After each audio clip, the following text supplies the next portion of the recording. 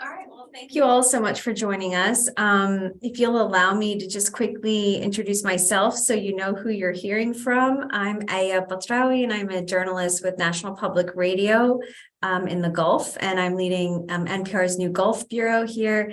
And prior to that, I was with the Associated Press for over a decade, and I've spent 20 years or more covering the Middle East as a journalist.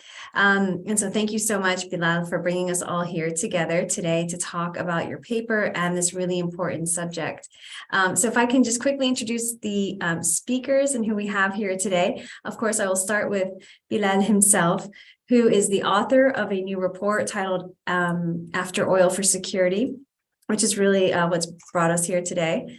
He is the Senior Fellow and Director of the Middle East Institute's Defense and Security Program. He's also the author of a book on Arab-U.S. defense cooperation, teaches graduate courses at Georgetown on U.S. defense policy in the region. But before all that, you cut your teeth at the Pentagon as a senior advisor to the Undersecretary of Defense for Policy with a focus on CENTCOM. We also have with us Gregory Gause, someone who I have turned to time and again over the years for his insights and analysis on Saudi Arabia. He's a professor of international affairs and was the head of the International Affairs Department at the Bush School of Government and Public Service at Texas A&M until just last year. He spent time on the ground researching in Qatar, Kuwait, and Saudi Arabia and across the Gulf, is the author of multiple books and articles on this region, and his career has crisscrossed some of the most preeminent universities in the country, including Harvard and Columbia. And Martin Indyk, who I think probably needs no introduction, but allow me to anyway. He's a former U.S. ambassador to Israel from 1995 to 1997, and again from 2000 to 2001. He's also an author and a distinguished fellow at the Council on Foreign Relations. You have served in the administrations of both President Bill Clinton and Barack Obama, helping maintain and craft U.S. policy towards Israelis and Palestinians, for better or worse. And you're also on the boards of several institutes, including Israel's Institute for National Security Studies. And you're a popular voice on Twitter, where you offer plenty of insights, hot takes, and clapbacks. I think one of your most recent ones was someone cheering on settlement expansion and you writing, "I won't be joining you as you take Israel off the cliff." So here are our panelists. And let's start with Bilal, and you can talk, please, about your report. Thank you, Aya. And we're so lucky to have you with us today. I know you are logging in from the UAE and it's a late hour, so special thanks to you. And Martin, my old friend, Greg as well, thank you for joining me for this important conversation. And thanks to MEI, I guess, for also allowing us to discuss this very important issue.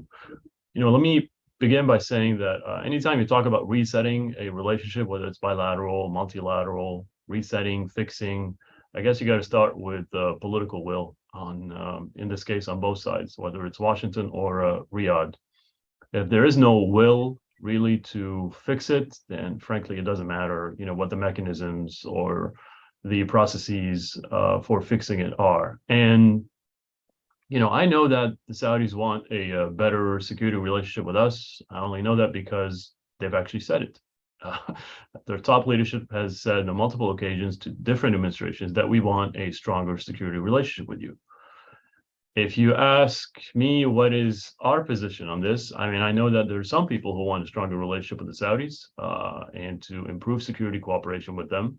But the we in this case is a little bit not speaking with the same voice. And so this administration or the previous administration, you get a few voices who certainly are committed to improving the relationship, but I'm not entirely sure that we have a very coherent, united voice on improving the security cooperation with the Saudis. And I'm not even sure that we have the same idea of what that fixing entails on both sides, the Saudi side and the American side. But let's put that aside for a moment. Let's just have the assumption that both sides really want to fix this. And then it's just a matter of figuring out the mechanisms, figuring out the processes for fixing it. And that's essentially the bottom line of the report. I'm assuming that there's sufficient will on both sides. And now let's figure out, how do you actually reset? How do you actually fix? Recognizing that there's just some limitations, right? In terms of political, strategic, we can't really become a full-fledged treaty ally with the Saudis for a number of reasons. But there's sufficient room for us to have an enhanced security relationship with them. And that's essentially what I get at in the report in great detail. I get into basically what that architecture of security cooperation between the United States and Saudi Arabia entails, frankly, diplomatically also, but also from a security point of view. And I'm not going to bore you with the acronyms. I'm not going to bore you with the disparate parts that we have in the kingdom that have been there for such a long time, that we've negotiated with the Saudis for a long time. We have several agreements with the Saudis on every single part of that architecture that we have. What I'm saying is that it is very disjointed. It is very unintegrated, and in many ways, it has had an effect of delivering the wrong kind of assistance to the Saudis that they so desperately need, which is not just trucks and guns, but actual institutional change that will lead them to become much more capable from not just combat power, but also capacity and foundation, right? All the things that we have done and we pay close attention to. We've been doing it for, I guess, ever since we came up with the Militia Act in 1903, all the way to Goldwater Nichols. Now the Saudis are actually learning from scratch how to build all this. And so we need to help them get to a point where they actually have functioning bodies, functioning ministries of national security that will allow them to generate enough combat power with that massive budget that they have that is devoted to defense, right? So do we need an ambassador in the kingdom? Yeah, absolutely. Do we need a security cooperation office to integrate all these parts? Yes, absolutely. And so I'm going to stop here for now. And then I'm very much looking forward to the conversation, because I want to tell you, Aya, that for me, I'm just looking at it from a security perspective. It doesn't mean this is the only mechanism to fix the relationship. You can get to it through multiple angles, whether it's economics, diplomacy, you name it. But what I understand best, what I've been working on for some time, is security. It doesn't have to be the only one, but in my view, it is the most important pillar of the relationship. And this is what the Saudis have, communicated to us for such a long time, that if you fix this through security cooperation, we're going to be in a much better place. So I'm sure Greg and Martin can come at it from different perspectives and different angles, but I'm going to focus on defense and security. Thank you, Aya. And I would like to also invite anyone who's watching us to send in questions as we're talking. Don't wait for me to prompt. As questions roll in, we'll be able to pivot to those questions as well. But Bilal, I just would like to follow up and ask you some questions on your report. You said that the North Star, the goal, is to incentivize and enable regional partners to provide for their own security, essentially making really strong partners in the region. And you talked also, I think you talked pretty bluntly about the failures of Saudi's military over the years in so many different battlefields. You give examples time and again, and you really don't mince your words there. So I guess the question is, and you do say that this is a very difficult task, but I think for me, the question for you really comes down to, how do you incentivize and enable regional partners that aren't really your allies to be that capable and still at the same time fulfill your overall national strategic needs in a region like this? Yeah, sure. That's a great question, Aya. I mean, this is the definition of the Department of Defense when you talk about security cooperation, which is to incentivize and enable the partner to provide for their own security, to contribute to regional security. And in the case of the Saudis, those contributions to regional security have been fairly modest, right? So what we want is for them to increase those. But to increase them, obviously, they have to be in a position to make those meaningful contributions. So look, for me, the incentive should be pretty clear to the Saudis. I don't think it should really come from us. The incentive is that they're actually under attack. The threats have proliferated over the past few years. This is not a theoretical conversation. I don't need to remind you what happened in 2019 with Abqaiq and Khurais, and in multiple other episodes, some that we don't know about when we talk about cyber attacks, right? So the incentive for the Saudis is there already. We don't really have to nudge them. We don't really have to push them. And in many ways, this is a matter of implementation, and the challenges are numerous, right? And I was pretty blunt about them. But what is promising about this is that they finally realized that the entire system needs a reboot, and that it has been extremely ineffective, extremely inefficient, costing them so much money, and them not being able to generate enough combat power, and of course, riddled with corruption. So here's a new guy who is at the top of the political pyramid in Riyadh, saying that I want to actually fix this. And all we could do is help him and provide him with the right kind of advice. So you've got two massive systems, right? The American one and then the Saudi one, both of which are actually undergoing change, some significant change. On the American side, you've got the security cooperation ecosystem, which has been going through monumental reforms since at least 2017. Thank you, United States Congress, right? Thanks to Congress, we have some pretty interesting reforms in how we do security cooperation with partners, not just with the Saudis, but with everybody else. In parallel to that, you've got the Saudis, who, as I said before, going through their own, whatever you want to call it, whether it's Goldwater, Nichols, 86, or even the National Security Act, 1947, right? Bottom line is historic institutional change going on in Saudi. The trick is to have these two systems actually talk to each other, right? And to create some synergies amongst themselves and to have a more integrated approach to regional security.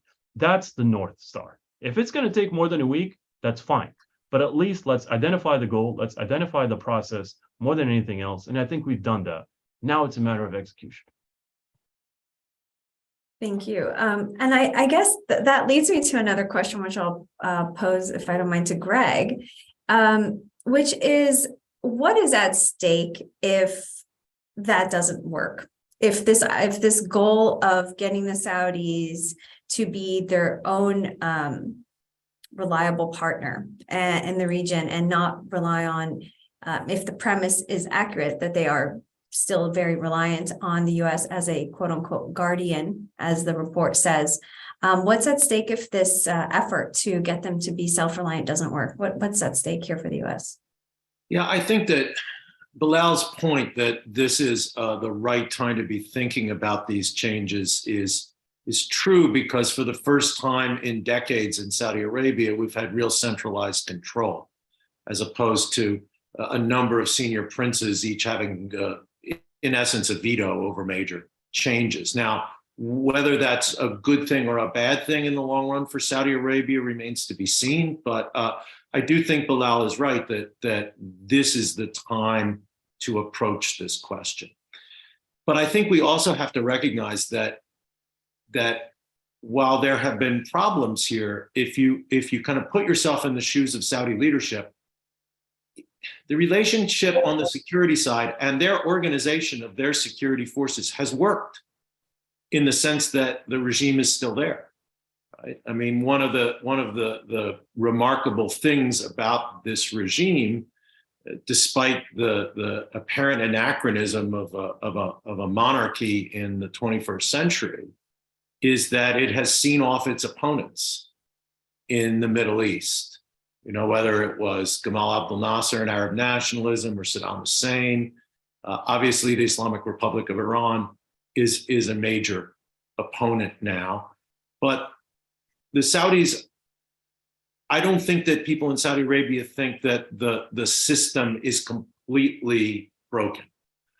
And so persuading them to come up with some changes, I think, will be interesting and difficult, although much more possible than it's been in the past. The other point I'd like to make, Aya, is there's one major security issue facing the Saudis that they're not going to be able to handle, at least in a way that the United States wants them to handle. And that, of course, is the prospect of Iran getting closer to nuclear weapons capacity.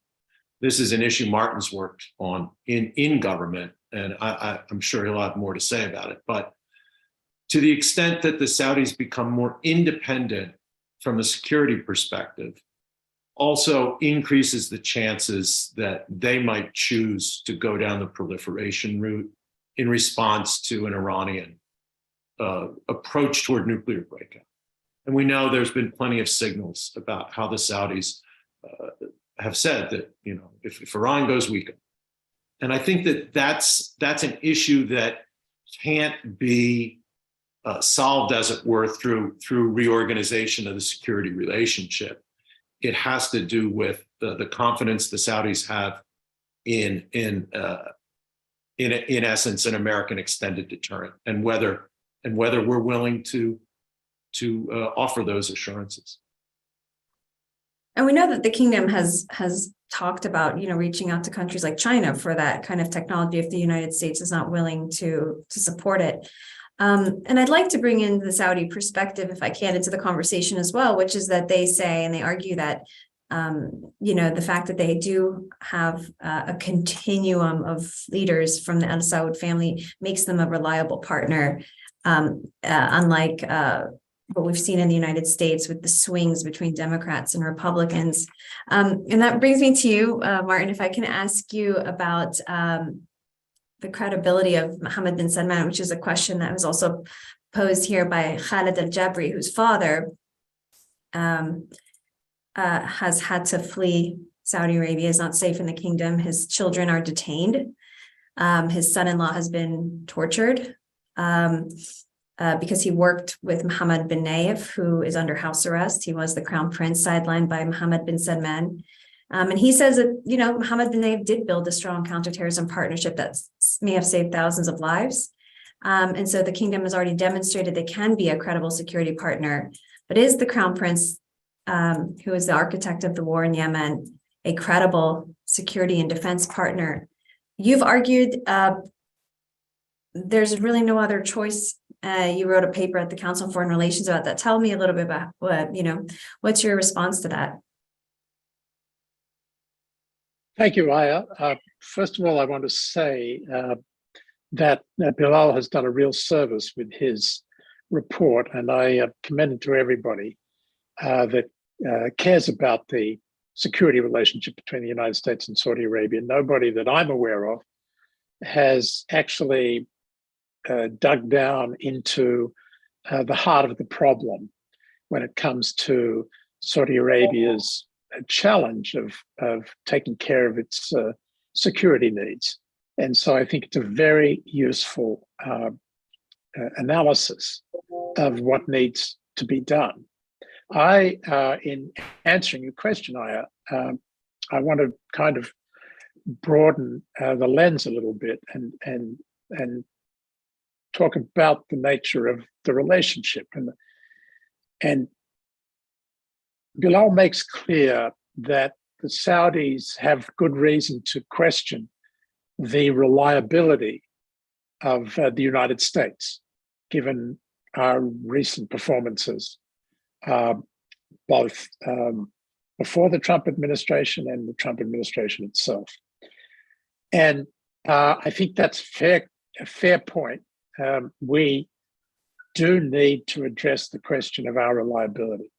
But the Saudis, and this goes to Mr. Jabri's question, also need to show that they are a responsible partner. We need to show we're reliable. They need to show that they're responsible. And that goes from everything that MBS, the Crown Prince, has been up to, from the human rights side of things to the war in Yemen and the blockade of Qatar. None of these things represent a responsible partner for the United States. And that's what we need to have assurance of, just as the Saudis need reliability. Why is this all so important today? It's because, as Bilal points out in his monograph, the Iranians pose a real threat to Saudi Arabia, manifested in the attacks that the Saudis have already had to suffer and deal with. And because the United States cannot alone play the role of policeman in the Gulf in a way that it had played in the past, because we obviously have other priorities that are forcing us to pay attention and shift our resources to other parts of the world, most obviously the war in Ukraine and Russian aggression, and the growing assertiveness of China in Asia. And that means that we, the United States, have to find a way to do more with less in the Middle East. And if we're to do that, then we need our partners in the region to step up and fill in for what we are no longer able to do.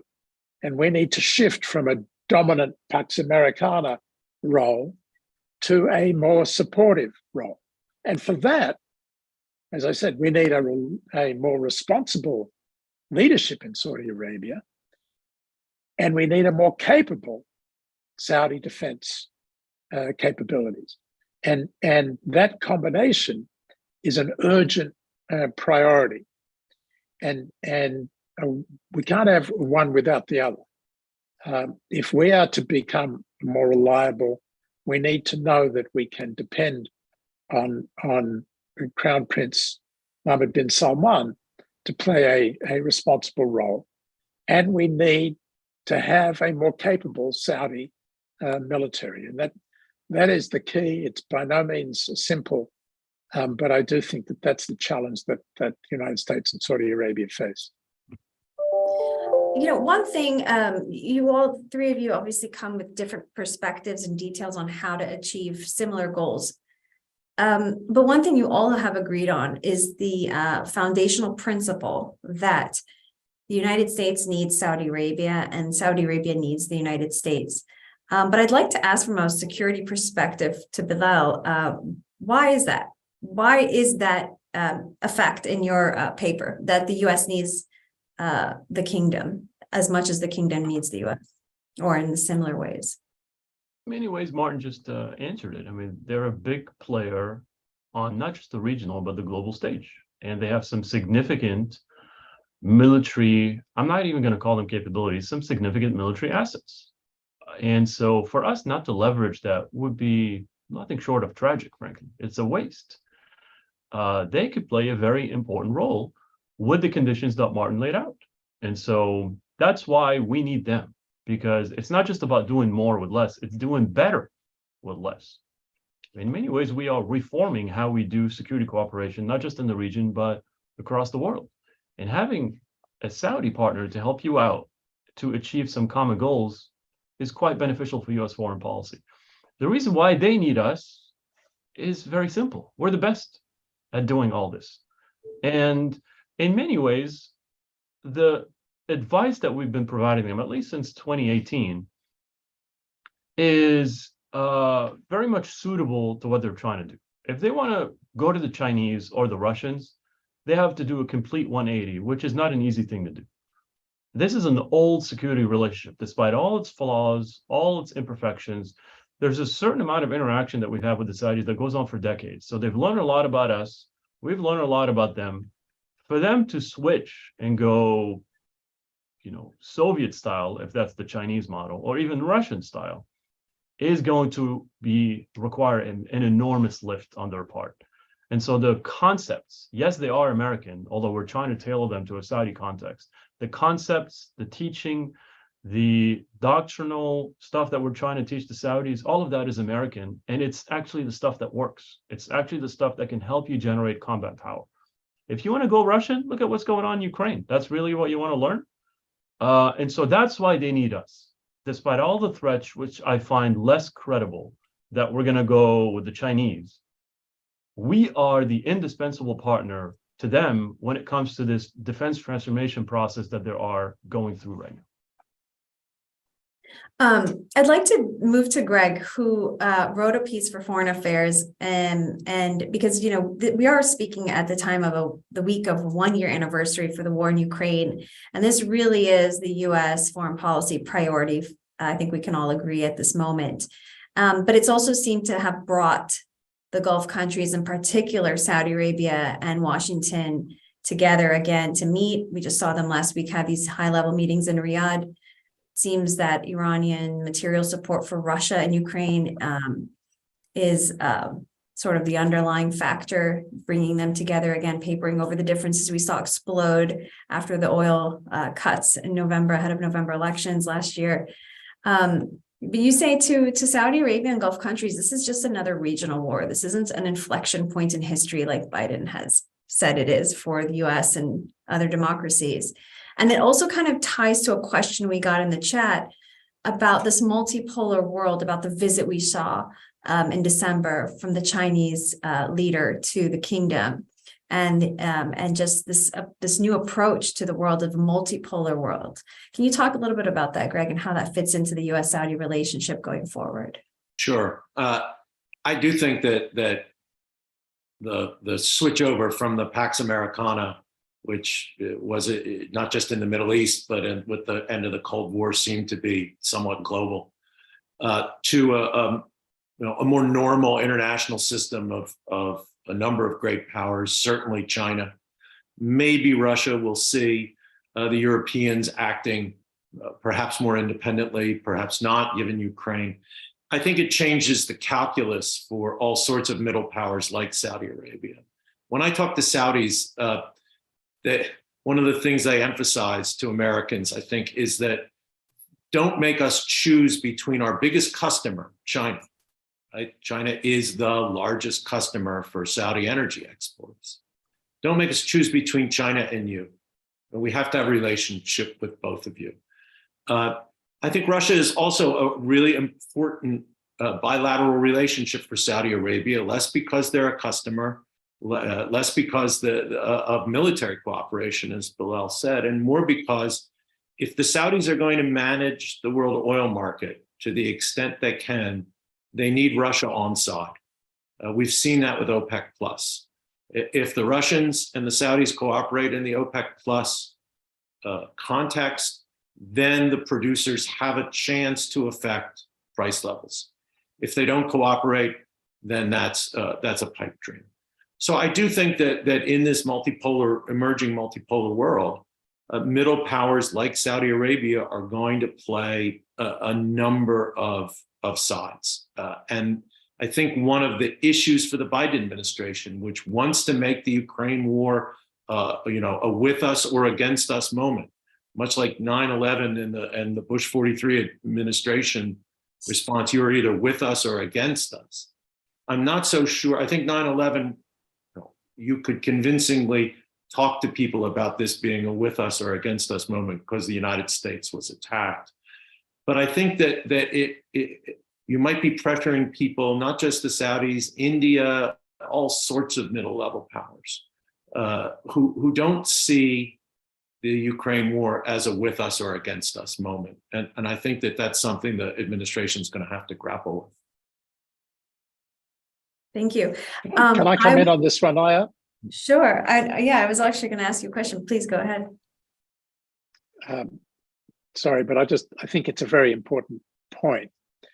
And there is a tension there. I don't know whether Bilal and Greg would agree with me, but there is tension between Saudi Arabia's need, as Greg describes it, to play between the powers to protect its own interests, in particular in terms of selling oil, and its desire, as manifested by the request of MBS, for a treaty commitment by the United States to Saudi Arabia.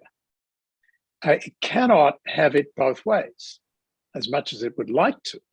If it wants that kind of commitment from the United States, it has to line up with the United States. It has to prove its responsibility and reliability. There are very few countries in the world that have that kind of commitment from the United States, mainly our NATO allies. Even Australia, a country I know something about, has a treaty commitment, but there's no commitment to come to Australia's defense if attacked in that wording of that treaty. So Saudi Arabia is asking for something that's a very high bar. And if it really wants that, then it cannot play both sides of the street. And I think that the Biden administration, unlike previous administrations, has been prepared to cut its allies and partners in the Middle East a degree of slack in this regard. It's not adopting the approach of either with us or against us. They've been much more accommodating and flexible with Israel, that's trying to play both sides in the Ukraine conflict, and with our Arab partners, not just Saudi Arabia, but also the UAE. We're not demanding complete fealty. But I think that if our security relationship with Saudi Arabia is to be deepened because the Saudis want it, then there are certain obligations that come with that in terms of looking out for American interests as well. And while we can cut them some slack, we need to have that basic understanding that if they expect us to be there when the balloon goes up, then they're going to have to be committed to working with us and not playing off both sides against us. Well, allow me to follow up to you a question. I mean, we have to talk about, I think, something that seems like more and more difficult by the day under this new Israeli government, which is normalization with Israel. And all three of you, you've all mentioned in your work human rights as one of the issues that the United States should push for, or that is an issue in the relationship as it stands. But for human rights to truly be an issue or to be something that is improved upon in the kingdom, you have to allow for criticisms, correct? And I think that the Saudi public, like much of the Arab public, sees what's going on in the West Bank and Gaza and has a lot of opinions about that aren't popular with this idea of normalization. So I guess my question to you, Martin, first of all, is why is normalization with Israel becoming more and more part of the language of dealing with Saudi Arabia from a Washington perspective? Why is that now being attached to the ability to move this relationship even more and more forward? And also for human rights to be part of that, you're going to have to deal with also the issue of human rights in Israel, tackling that in order to be able to appease, the Arab public that sees what's going on. So if you could just talk to me about all of that. Well, I agree with your proposition, not to appease the Arab public, but because we have reason to expect that Israel will treat the Palestinians with humanely, with humanity. But why has normalization become part of this mix? I think it's for two reasons. First, the Abraham Accords has created a new context of Israeli and Sunni Arab cooperation against a commonly perceived threat from Iran. And Saudi Arabia has opened the door for precisely that reason to normalizing with Israel, steps that it's already taken, in particular by greenlighting Bahrain's relationship, full normalization with Israel. But increasingly, the leadership in Saudi Arabia has made clear that it is ready for full normalization and has made clear both to Israeli and American interlocutors that this isn't about the Palestinians, it's about what the United States will do for Saudi Arabia in the security area, and the expectation that Israel will help to convince the United States to do the things that Saudi Arabia wants or its leadership wants when it comes to security. So those are the ways in which the normalization issue has arisen. There's a broader context to it, again, which relates to what I was saying about doing more for less. We, the United States, need to create a security framework that builds on this common interest between Israel, a very capable military power, and our Gulf allies and partners, in particular Saudi Arabia. And that is, if we can build that security framework, we're going to have a much better ability to provide for the security needs of our partners there and have them working together. So that's the kind of theoretical approach. But none of these things are going to work very well if we don't have the issue of human rights addressed, because that's important to the United States. And if we want a sustainable relationship with all of these countries, whether it's Israel or Saudi Arabia, then we do need to pay attention to human rights. And in particular, we need to pay attention to the Palestinian issue. And I'll move to Greg now, if I can, sort of going back across my screen here. One of the questions that came in actually was building on Martin's point about a capable military and a responsible leadership. And the question is, shouldn't responsible come before more capable? And I guess in that sense, we could, when we talk about security in the Gulf, we've seen Israel take steps against Iran that may or may not always be coordinated with the United States.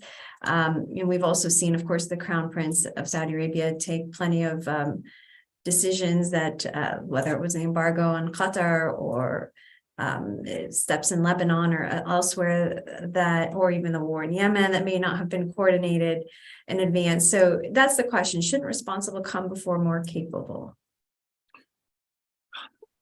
I think that they can come contemporaneously. There's plenty of problems to be solved. I don't think that you take them seriatim, you try to work them all. But I think that the issue of some understanding of what our common interests are, and I think this gets back to Bilal's paper, which, while I mean, very good on the details of security cooperation, is framed in this larger question of what are our common interests? I mean, what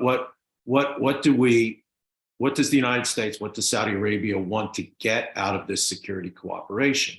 Right? It's kind of easier to talk about the reorganization of the org chart than it is to talk about what exactly it is that we're trying to help the Saudis strengthen themselves to do.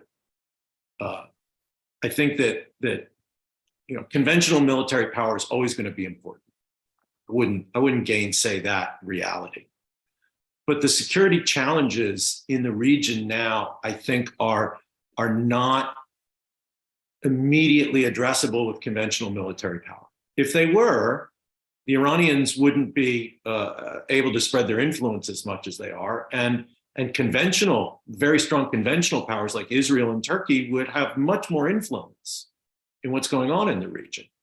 Right? I do think that the security issues are both kind of below the conventional military level and above it, in that one of the big security challenges is the failed states, right? Is the ability of Iran to very skillfully be able to promote its proxies and its allies within these civil conflicts in weak Arab states, Lebanon, Syria, Iraq, Yemen. And then there's the issue that I mentioned earlier about unconventional military power, whether it's cyber or more immediately, I think in the context of Iran, the possibility of nuclear, and improving Saudi Arabia's conventional military abilities, as important as that is, addresses neither of those security issues. So I do think that this broader issue of talking to the Saudis of what do we want in Iraq? I think we want a stable state that's able to separate itself from Iranian influence to some extent. How do we get there? How do the Saudis and Washington work together toward that? How do we deal with this question of the possibility of Iranian nuclear threshold capability, or maybe even break it? I know Martin has, in the past, in dealing with this issue, talked about perhaps the extension of an American nuclear guarantee to Saudi Arabia, which could be done without a treaty. I think Bilal's absolutely right. The idea of a treaty relationship with Saudi Arabia is just not politically practical. I can't imagine 2/3 of the U.S. Senate approving a treaty with Saudi Arabia. But I think that those are the kinds of things that we have to talk about. What kinds of threats, what threshold of Iranian approach to break out would trigger American action? And then you have the Israelis in there. We're talking about normalization with Israel. I mean, partially, it seems to me that's a long-term American goal in the Middle East, to have normal relations between Israel and its Arab neighbors. But there's also this very specific question of how one deals with an Iran that approaches nuclear weapons capability, because the Israelis will have a big voice in that. Right. And I'm just thinking about what you were saying about how, the U.S. could engage with Saudi Arabia's leadership on policy decisions, let's say with regards to Iraq. I can see fissures already maybe starting and how Gulf Arab states are now talking about Syria, for example, after the earthquakes, and the U.S. position on that being unchanged. So we could, so that could be an area to explore on a whole nother. Even before the earthquakes, right? The UAE was reaching out to Syria. I personally think that we just have to get our head around the fact that Hafez al-Assad, now there's a Freudian slip for you. Bashar al-Assad is going to be the president of Syria for a while. And that might not be the greatest thing in the world, but I think that the chance of getting rid of him is past, and we just have to adjust to this reality. But that's a whole different webinar. Yeah, and I mean, part of that is also bringing, I think, countries like Syria more back into the, Arab fold and away from that Iranian influence. And that brings me to Bilal. I'd like to bring you a question from the chat from a Saudi named Faisal.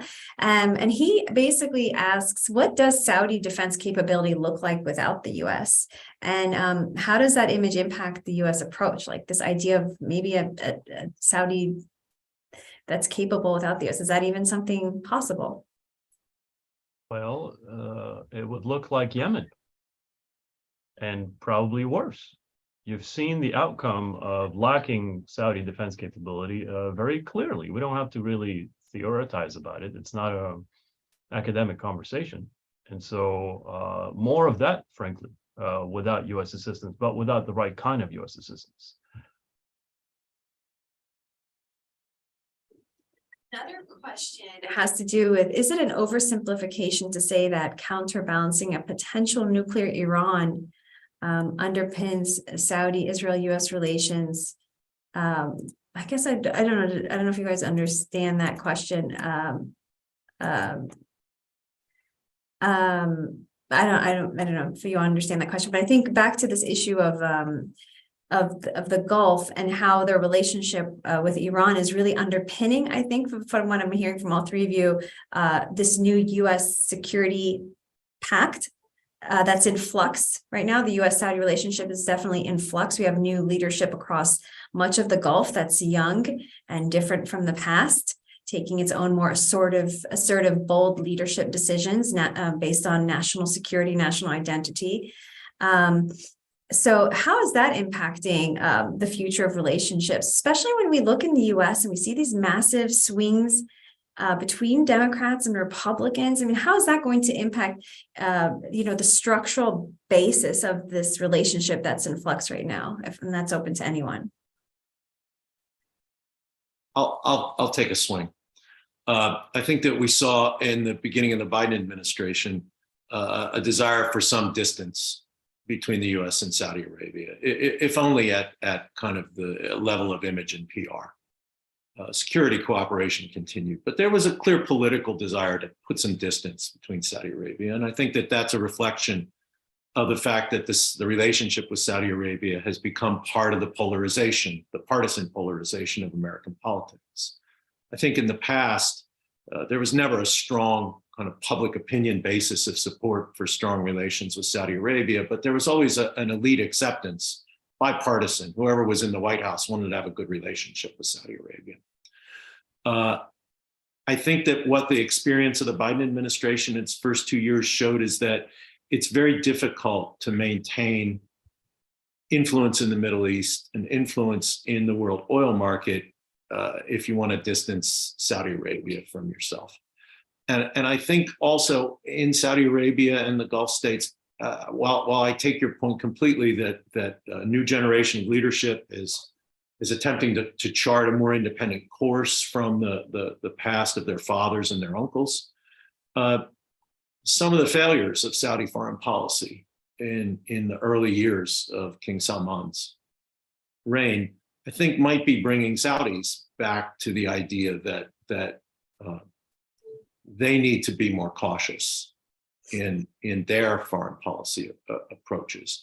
And so I think we might actually be tending back toward, some notion that we need each other if we're going to achieve our goals.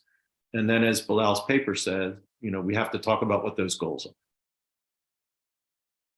Right, and I think Bilal's paper really goes into the intricacies of how to align militaries and how to better coordinate through CENTCOM and so many other departments that are not speaking to one another, and the absence of an ambassador, which I wasn't even aware of, that there's been an absence of an ambassador for this long.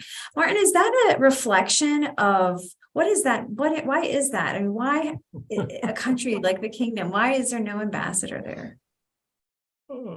It's shameful. It's an own goal. It's unfortunately not just about Saudi Arabia.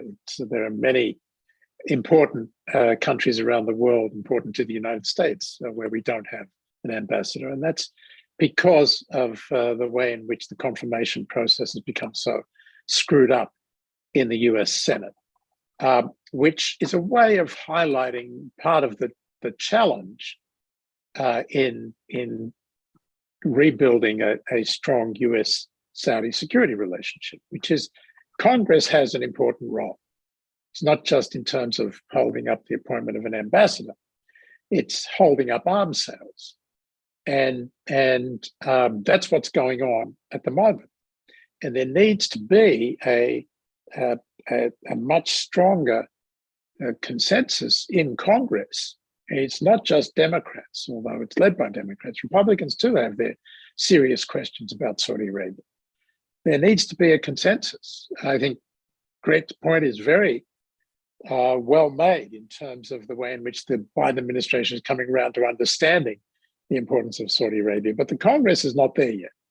And that is going to require some hard work as well if Bilal's objective is to be achieved. And there, if you'll allow me, Aya, we come back to the question of normalization, because the one thing that would turn Congress around is full normalization between Saudi Arabia and Israel.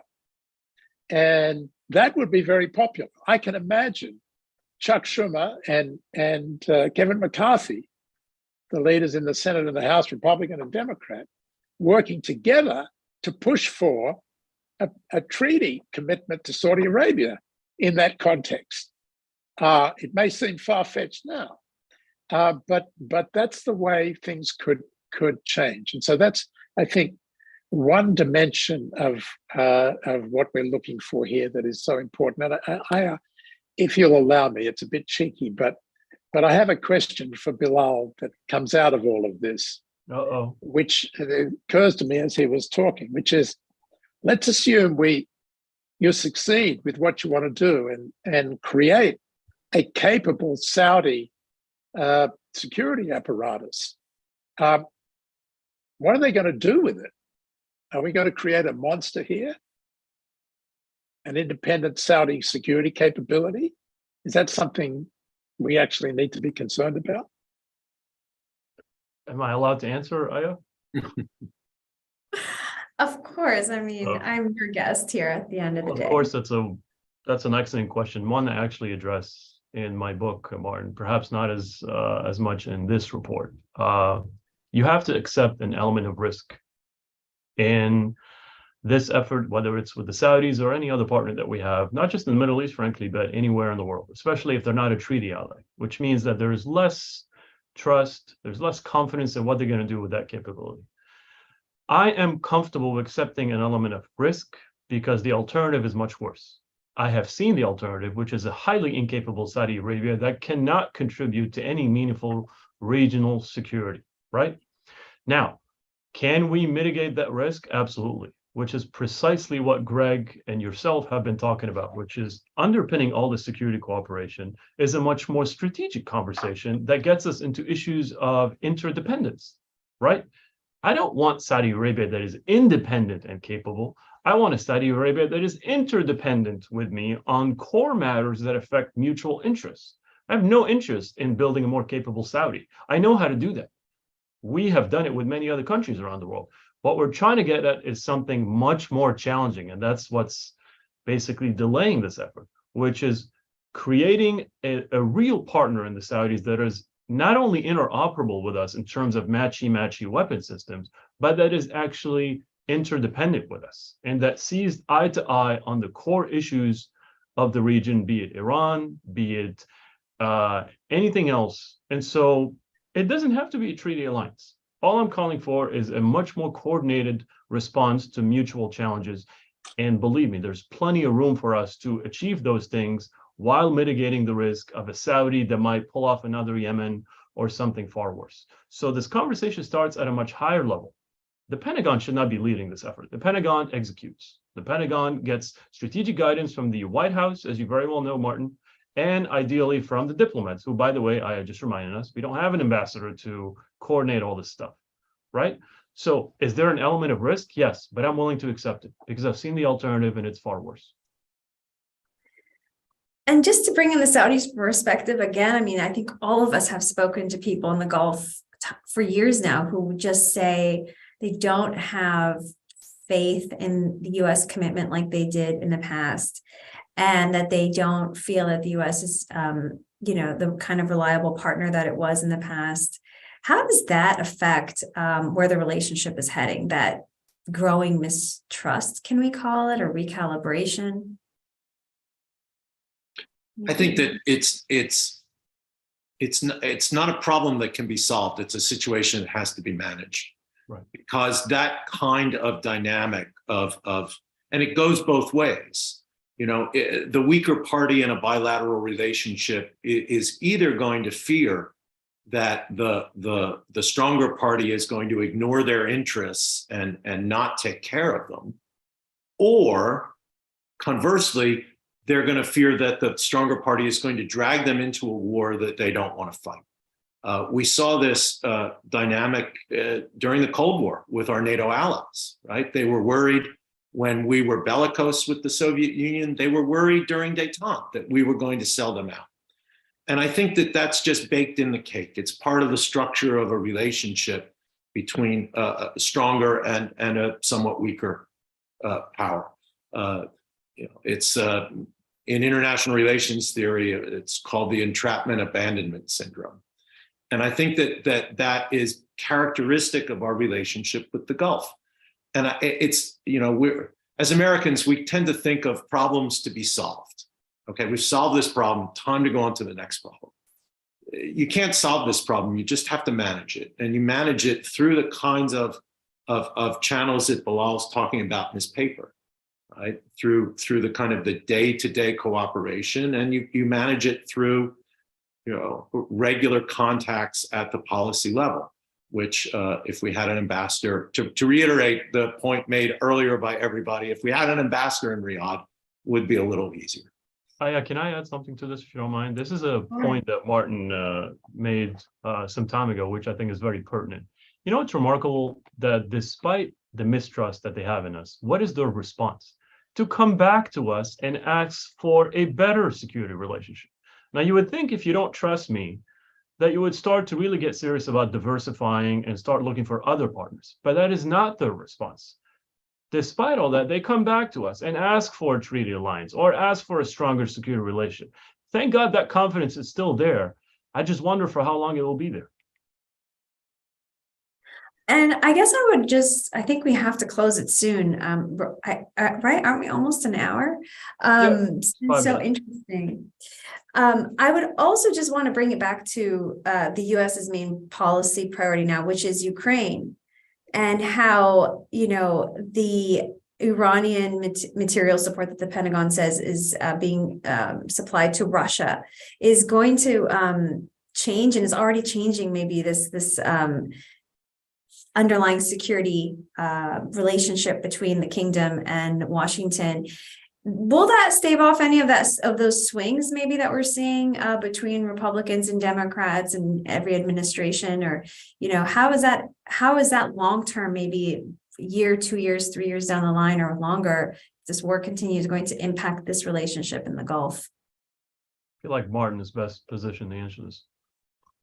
I think it's a pretty profound development in several respects. First of all, it's clarifying to see Iran allied with Russia at a time of a Russian need, with Iran's capabilities being used to attack civilians in Ukraine in much the way that they've been using those capabilities to attack civilians in Saudi Arabia, for example, coming from the Houthis in Yemen.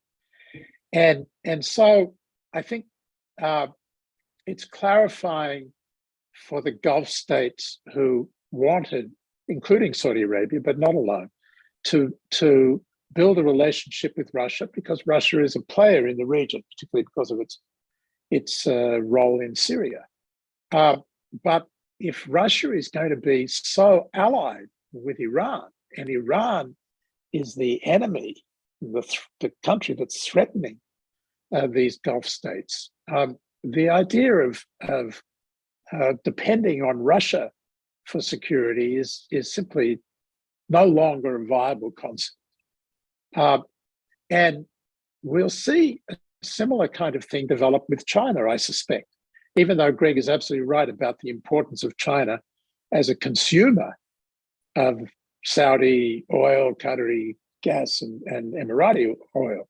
Nevertheless, the relationship between Iran and China and the relationship between China and Russia, you see developing in a kind of alignment that kind of goes back to a Cold War situation where it becomes the West against the rest in terms of Russia, China, Iran, North Korea.